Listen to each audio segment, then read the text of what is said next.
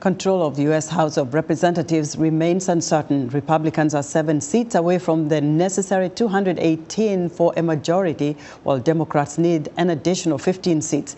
With the Senate and White House already leaning Republican, President-elect Donald Trump may achieve total congressional governance when he takes office on January 20th, 2025. VOA's Paul Ndiho is standing by live on Capitol Hill with more. Paul, it's been a couple of days since Trump was declared the winner, but control of the House is still uncertain. Why do you think it's taking so long? What are you hearing from the Hill?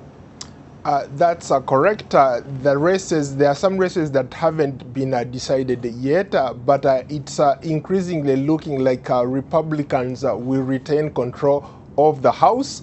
As well as Democrats are hopeful. They are very optimistic about the possibility of also controlling the House. So what is at stake right now is who is going to end up being the ultimate winner. Both Democrats and Republicans are vying for that top coveted position.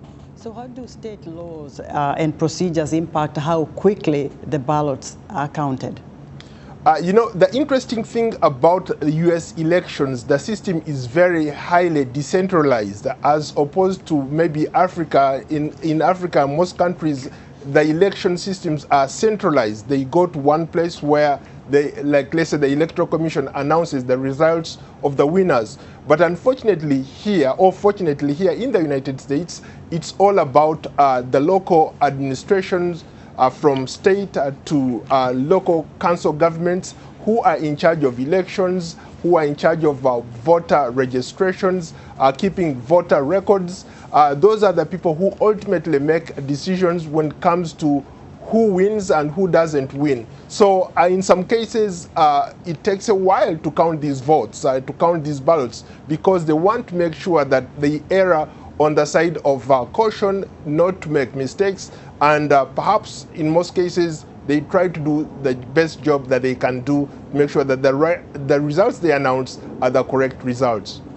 Paul, you mentioned Africa here, but there's a bit of a difference here. If you think about an African president being elected, usually they are sworn in a few hours for whatever reason. Here we're going to wait for a while. How is that really managed here without anybody raising a lot of issues?